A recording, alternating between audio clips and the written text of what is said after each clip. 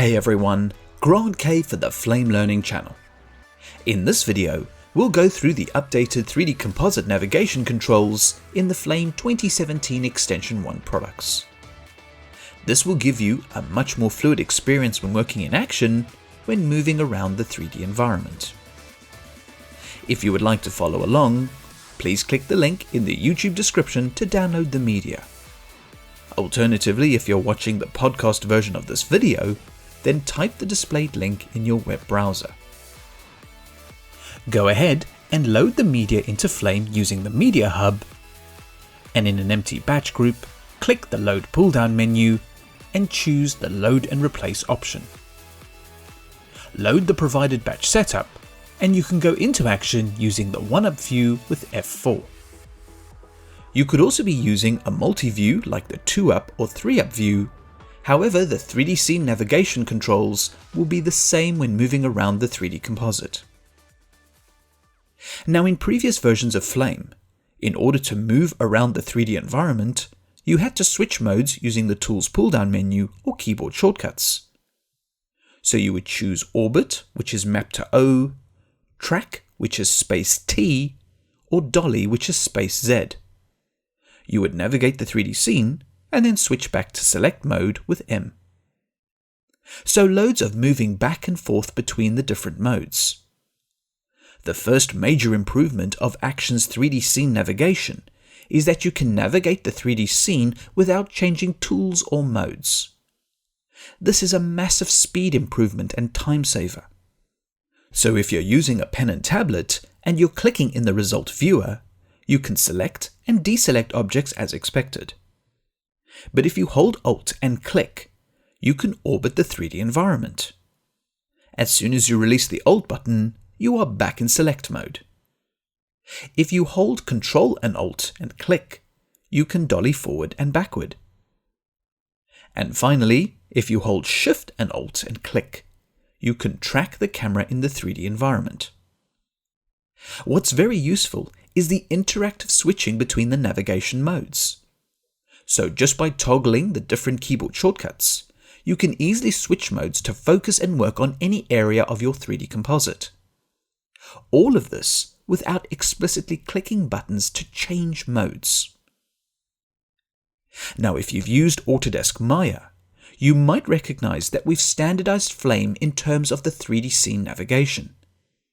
This should be very beneficial to you as you use the Action 3D environment.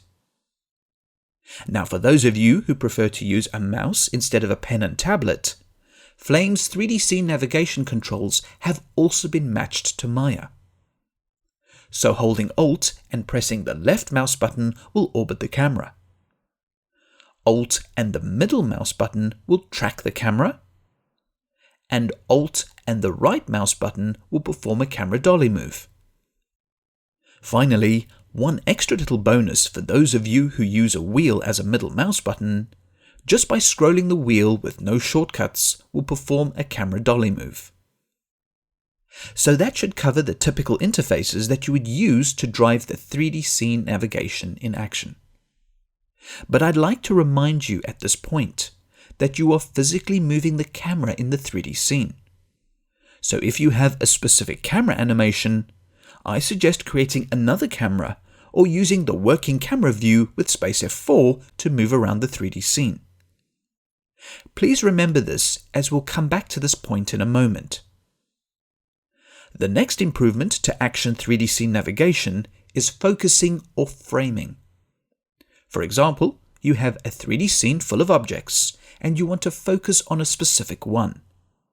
Perhaps you have a surface with extended bicubics, or a geometry with a deformed mesh you want to tweak.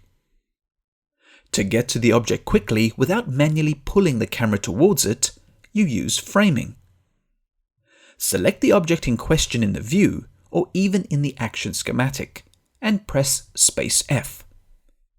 The selected object is instantly framed in the view. Now, there are a couple things I want to highlight.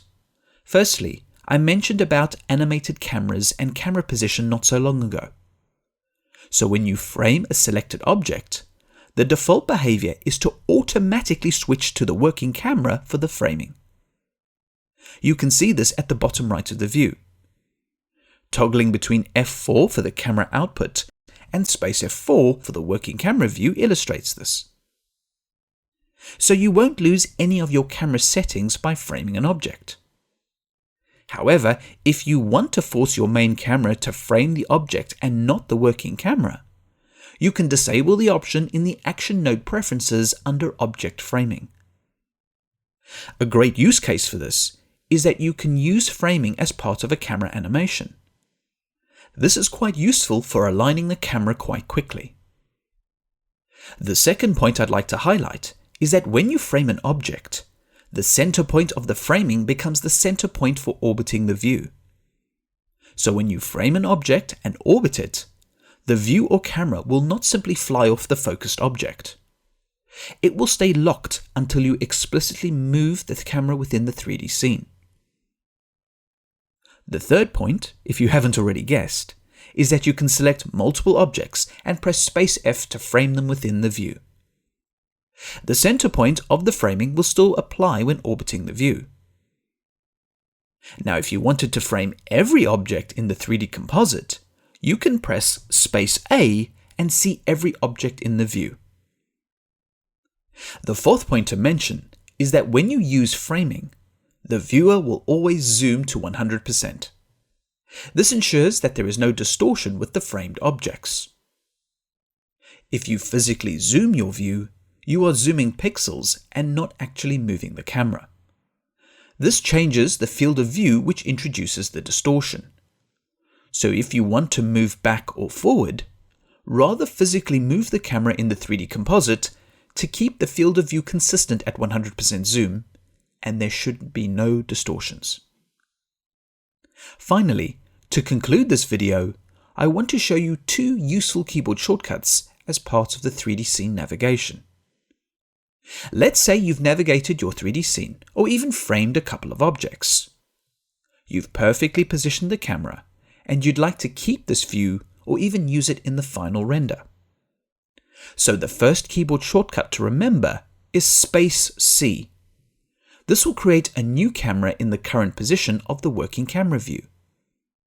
In fact, it will also generate a new camera from any camera you're looking through. The new camera will also include any output settings that you've associated with the original camera in the Action Output menu. Finally, the second keyboard shortcut to remember is Space L. Instead of generating a new camera, this shortcut will generate a new light from the current camera's position. So if you want some extra shading from a particular point of view, this is a quick and easy way to place the light at the correct angle. So in summary, navigating the Action 3D Composite should be more productive and easy to use in Flame 2017 Extension 1.